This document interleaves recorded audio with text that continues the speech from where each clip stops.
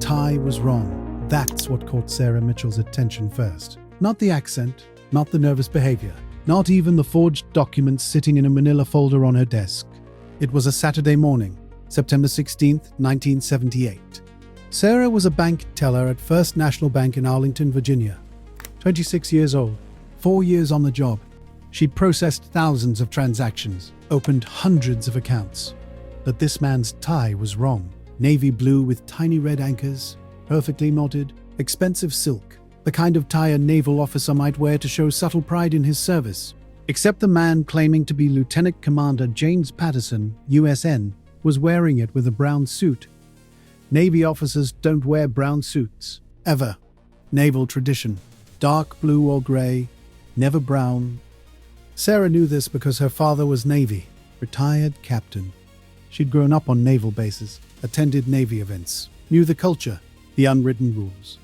And she knew that no real naval officer would commit such a fundamental fashion violation.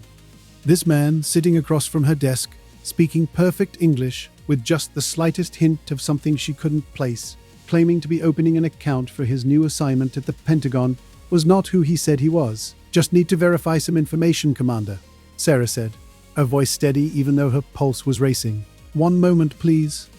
What she didn't know was that this observation, this ridiculous detail about a tie and a brown suit, was about to unravel one of the most successful Soviet deep cover operations in American history. Before we dive into this incredible story, subscribe to the channel.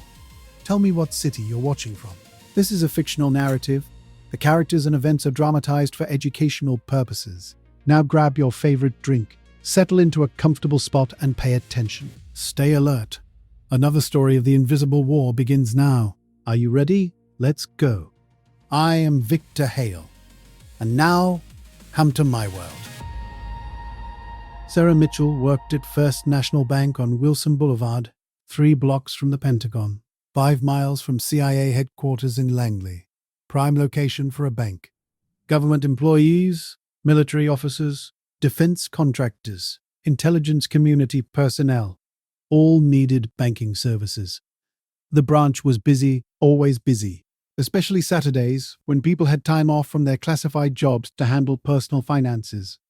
Sarah had started there in 1974, fresh out of college, business degree from George Mason University. She'd wanted to work in finance. Banking seemed stable, respectable, good career path. Her desk was in the main lobby, customer service representative. She handled account openings, loan applications, certificate of deposits, safe deposit box rentals, routine work, predictable. She was good at it, detail-oriented, friendly, without being overly familiar, professional. Henderson often said she had a good eye for inconsistencies, caught errors other people missed, noticed when documents didn't quite match, when signatures seemed off, when stories didn't align with paperwork. It was a skill, one she developed growing up in a military family where precision mattered, where you learned to pay attention, notice things. Her father, Captain Thomas Mitchell, USN, retired, had taught her that details matter. "The Navy runs on details, sweetheart," he'd told her countless times. "A misplaced decimal point can sink a ship. Always double-check everything." So Sarah double-checked everything. That Saturday morning started normally. She arrived at 8:45 a.m., 15 minutes before opening, prepared her desk, reviewed the day's appointments. At 9 a.m., the doors opened. Customers streamed in, the usual Saturday crowd. People depositing paychecks, opening savings accounts for their kids, asking about mortgage rates. At 10:30 a.m., James Patterson walked in. Tall, maybe 6'1", mid-40s. Athletic build. Short hair, clean-shaven. Navy blue tie with red anchors. Brown suit, brown shoes. Leather briefcase. He waited in line, patient, calm. When his turn came, he approached Sarah's desk. "Good morning. I need to open a checking account." "Of course. Please have a seat." He sat, placed his briefcase on the floor beside the chair. Sarah pulled out the standard forms. "I'll need to see some identification and proof of address." Certainly. He opened the briefcase, retrieved a wallet, handed her a military ID card and a Virginia driver's license. Sarah examined them. The military ID showed his photo, name, rank, service number. Lieutenant Commander James Patterson, United States Navy. The driver's license matched. Same name, same photo, Arlington address. Everything looked legitimate. Professional printing, proper seals. Correct format. Thank you, Commander. And what brings you to our bank? I've just been Navy Personnel Office. Starting Monday. Thought I'd get my banking squared away before the work week begins. Very sensible. Welcome to the area. Looking forward to the assignment. Sarah began filling out the account application. Standard questions. Name, address, social security number, employment. Patterson answered smoothly. No hesitation, no nervousness. Confident, calm. But something nagged at Sarah. Something she couldn't quite identify. Then she looked at him again. Really looked. The tie. Navy blue with red anchors. Classic naval officer accessory. The suit. Brown, well-tailored. Expensive fabric. But brown. Sarah's father's voice echoed in her mind. Naval officers wear blue or grey suits, Sarah. You'll never see a real Navy man in brown. It's just not done. Tradition. Continued filling out the form. And your initial deposit amount, Commander? $5,000. Cashier's check from my previous bank in San Diego. He handed her the check. Sarah examined it. It looked legitimate. Proper format. Bank routing numbers. Signatures. But the tie. The brown suit. It gnawed at her. Everything appears to be in order, Sarah said. Just need to make copies of your identification. One moment. She stood, walked to the copy machine in the back office, made copies of the military ID and driver's license, but instead of returning directly to her desk, she stopped at Mr. Mammoth, Henderson's office. Knocked. He looked up from paperwork. Sarah? Something wrong? I'm not sure. Maybe nothing. But I have a customer claiming to be a Navy officer and something feels off. Off how? My father always said real Navy officers never wear brown suits. It's against tradition. Henderson raised an eyebrow. That's your concern? His fashion choice? I know it sounds ridiculous, but it's a detail, and details matter. Let me take a look. They walked to the lobby. Henderson positioned himself at the copy machine where he could see Patterson without being obvious. After a moment, he returned to Sarah. His documents look legitimate? Yes. Military ID, driver's license, cashier's check. All appear genuine. Yes. Henderson was quiet for a moment. Then, trust your instincts. If something feels wrong, we should verify. Call the Pentagon. Confirm he's actually assigned there. Sarah nodded. Returned to her desk. Everything's in order, Commander. Just need to verify your employment with the standard procedure for all military accounts. For the first time, Patterson's expression changed, just slightly. A brief tightening around his eyes. Then the smooth smile returned. Of course. No problem. Sarah picked up her phone. Dialed the Pentagon operator. Pentagon switchboard. Yes, I need to verify employment for Lieutenant Commander James Patterson. Navy Personnel Office. Pause. Click. Another voice. Navy Personnel. Chief Warrant Officer Stevens. Good morning.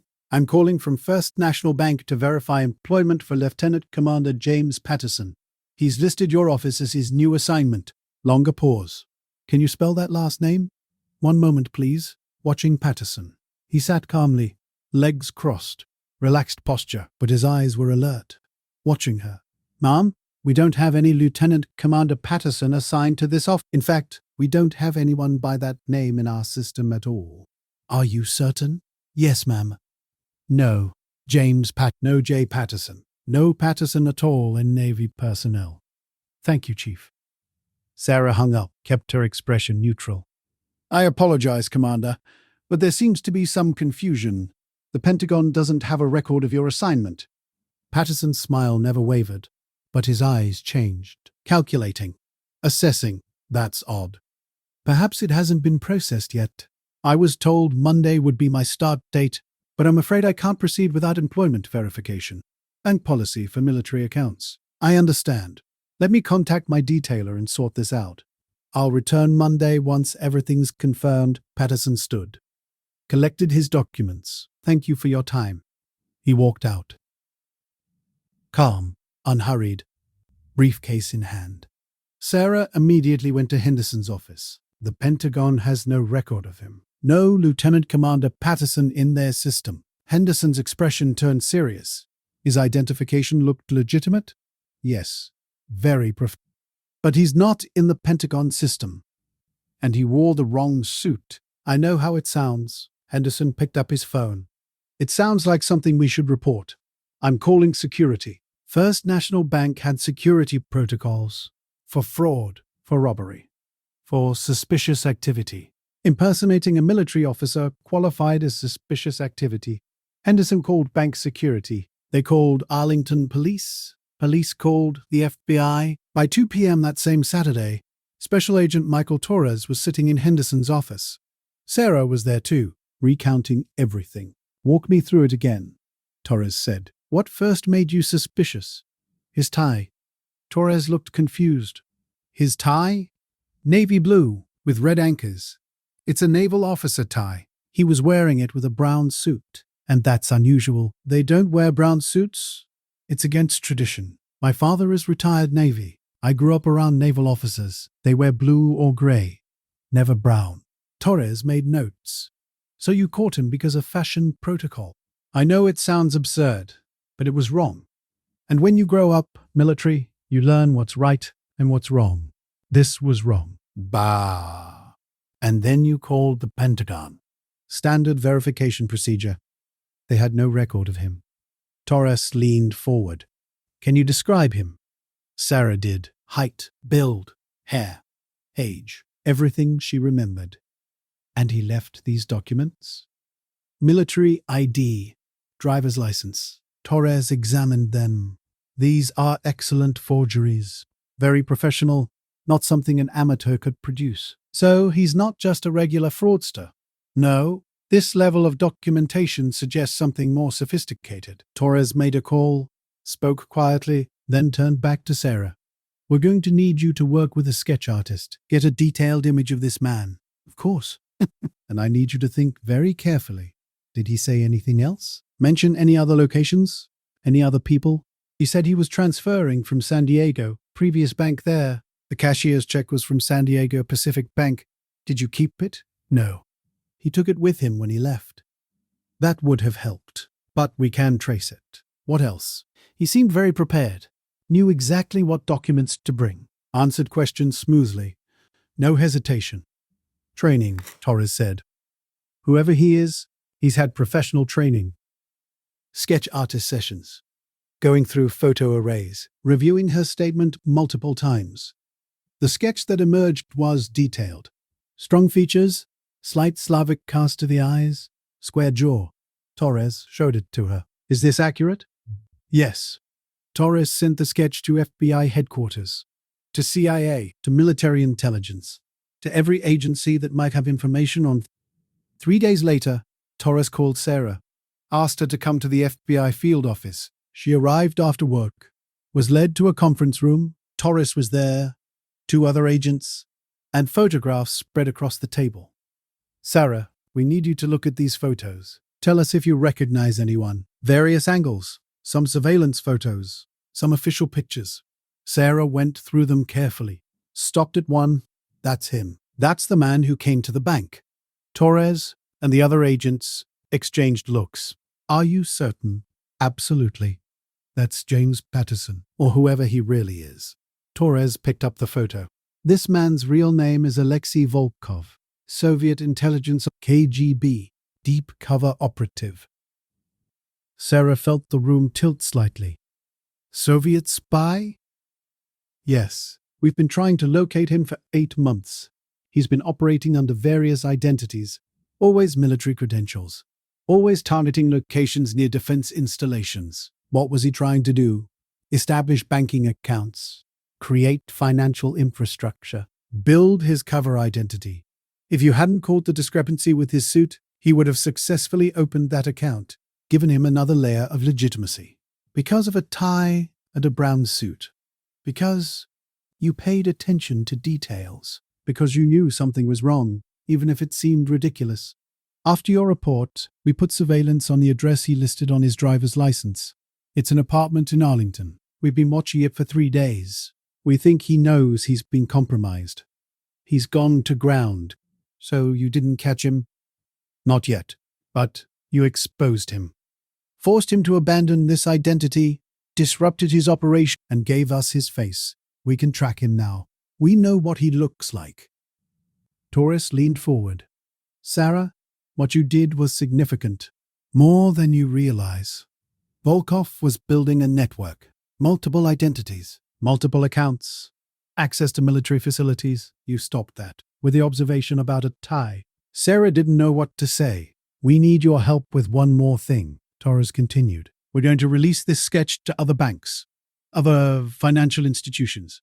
If Volkov tries again elsewhere, we want people to recognize him. Would you be willing to help train bank personnel on what to look for? Train them to notice wrong ties? Train them to pay attention, to trust their instincts, to verify everything? Yes. Sarah Mitchell became an unlikely expert in spotting forgeries and suspicious behavior. Over the next 6 months, she worked with the FBI, gave presentations to bank employees across Northern Virginia, taught them what to look for, how to verify, when to call authorities. She showed them the forged military ID that Volkov had carried, pointed out the subtle imperfections that were only visible if you looked closely, explained verification procedures. But mostly, she taught them to trust their instincts. If something feels wrong, she'd tell groups of bank tellers, even if it seems ridiculous, verify it, make the call. Check the detail. Don't assume you're being paranoid. She told them about the brown suit. The room always laughed. A spy caught by fashion protocol. It seemed absurd, but Sarah would explain, details matter, cultural knowledge matters. If you know what's normal, you'll notice what's abnormal. That's not paranoia. That's awareness. The FBI never caught Alexei Volkov. Not in 1978. Not under that identity, but they did catch others. 3 more Soviet operatives attempting similar, one in Maryland, one in Northern Virginia, one in Washington, D.C. itself. All were identified by bank employees who'd been trained to verify, to pay attention, to trust their instincts. All because Sarah had noticed a wrong tie. In December 1978, Sarah received a letter from the FBI director commending her vigilance, thanking her for her service to national security. The letter was classified. She couldn't show it to anyone, couldn't tell friends or family. It remained in a sealed envelope in her safe deposit box. She'd done something meaningful. First National Bank promoted her in January 1979, assistant branch manager, partly for her work, partly because Henderson was retiring and recommended her. She worked there for another 18 years, became branch manager, then regional manager, built a successful career. She never saw Volkov again, never knew what happened to him. But in 1991, after the Soviet Union collapsed, declassified KGB documents revealed something interesting. Alexei Volkov had been pulled from American operations in late 1978, reassigned to Eastern Europe. His cover blown by an unnamed American banking employee who noticed inconsistencies in his cover identity.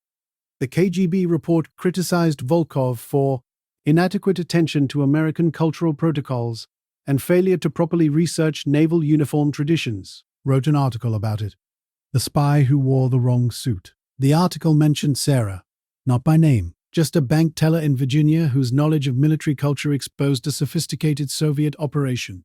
Sarah read the article, smiled, clipped it, added it to the sealed envelope in her safe deposit box. Her father had passed away in 1987, but she thought about him when she read it. His voice. Details matter, sweetheart. Always double-check everything. Sarah Mitchell retired in 1997, 51 years old. 23 years in banking, comfortable pension, modest investments. She never gave interviews about the Volkov incident, declined when journalists reached out after the declassification. It was classified for years. She'd kept the secret, didn't see the point in talking about it now. But she did speak at her father's Navy reunion in 1998. Old sailors, retired officers, swapping stories. Someone asked if she'd ever used what she learned growing up Navy. Sarah smiled, told them about the brown suit, the wrong tie, the Soviet spy. The room erupted in laughter, then applause. One old admiral stood up. That's the Navy way. Attention to detail. Knowing what's right. Following protocol. You did the Navy proud, young lady. Sarah's father would have loved that moment. She died in 2016. 70 years old. Peaceful. Surrounded by family. Her obituary mentioned her banking career, her community service, her surviving children and grandchildren. It didn't mention Alexei Volkov, or the FBI, or the tie that was wrong. But her children, sorting through her things, found the sealed envelope in the safe deposit box, the FBI letter, the news clipping, a small note in her handwriting. Sometimes the smallest details matter most. Pay attention. Trust your instincts. Do the right thing. Love, Mom. They donated the materials to the International Spy Museum in Washington, D.C. Now, visitors can see the display. The spy who wore the wrong suit. How cultural knowledge exposed Soviet espionage. There's the FBI letter. The news article, a reproduction of the brown suit and navy blue tie. Photos of Sarah, the sketch of Volkov, and a plaque that reads, "In counterintelligence, success often comes from the smallest observations." A bank teller who knew that naval officers don't wear brown suits prevented a Soviet intelligence operation from establishing deep cover in the American defense establishment. Sometimes, paying attention to ridiculous details is the most important thing you can do. School groups visit, intelligence professionals visit, regular tourists visit. They look at the brown suit, the navy blue tie with red anchors, and they learn that sometimes the biggest threats are stopped by the smallest observations, not by satellites or sophisticated surveillance, not by code breakers or deep cover agents, but by a bank teller who knew that something was wrong, who trusted her instincts, who made a phone call. The story of Sarah Mitchell teaches something fundamental about security and vigilance. You don't need classified clearance to protect your country. You don't need special training. You don't need sophisticated technology. You just need to pay attention. Know what's normal, notice what's wrong, and have the courage to speak up even when your concern seems ridiculous. A Soviet intelligence officer. Years of training, professional forged documents, sophisticated operation, undone by a tie and a brown suit. Because one person knew, one person noticed, one person acted. That's not ridiculous. That's vigilance. And sometimes, vigilance is all that stands between security and catastrophe. If you made it this far, type brown suit in the comments. Let me know you're paying attention to details. The ridiculous detail that brought down a Soviet spy in 1978 wasn't ridiculous at all. It was everything. And here we come to the end of another story. Leave a like and tell me in the comments where you're from. Sometimes I read these stories to my granddaughter before bed. She always asks me if they're real. I answer that they're possible. If you want to have these stories in your hands, I've compiled some of them into a book. It's there, in the link pinned in the comments, if you want. My nephew Daniel has been helping me with the recordings. He insists that I share these stories with the world. He says they can't just stay in my memory. If you want to follow me through these stories, subscribe to the channel. And this is my contribution.